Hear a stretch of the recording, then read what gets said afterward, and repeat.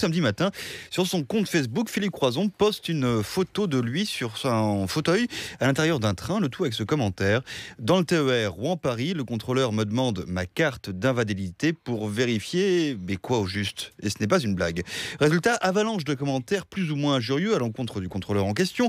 On dénonce l'absurdité du monsieur, incapable de se rendre compte que quand on n'a ni bras ni jambes, on est forcément handicapé. Et beaucoup de raconter leur propre petite mésaventure avec un contrôleur et que quand même la SNCF c'est de pire en pire, etc. Histoire également relayée par des dizaines de médias ce week-end, le tout avec des titres du genre amputé des 4 membres, il est sommé de prouver son handicap dans le train. Alors quel est le problème avec cette histoire ? C'est que contrairement à ce que laisse entendre le message Facebook de Philippe Croison et les articles de ces derniers jours, le contrôleur n'a pas du tout demandé aux sportifs de prouver qu'il est handicapé. Ça, c'est assez visible. En l'occurrence, l'aventurier était accompagné lors de son trajet. Alors ce qu'il faut savoir, c'est que l'accompagnateur d'un voyageur handicapé avec une carte invalidité à 80% ou plus peut voyager soit gratuitement, soit à prix réduit. Et ça, ça dépend de ce qu'il y a marqué sur cette carte d'invalidité.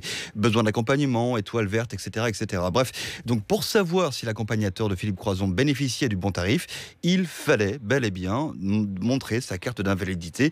Vous pourrez me dire que le contrôleur s'est montré un peu tatillon, mais enfin en l'occurrence, il a simplement fait son travail. Oui, enfin on se doute que si l'usager est amputé des 4 membres, il est quand même dans un niveau de handicap assez élevé. Je ne veux pas m'avancer, mais bon. C'est dans le règlement de la SNCF. Bien. Chacun doit pouvoir prouver sa réduction dans un train.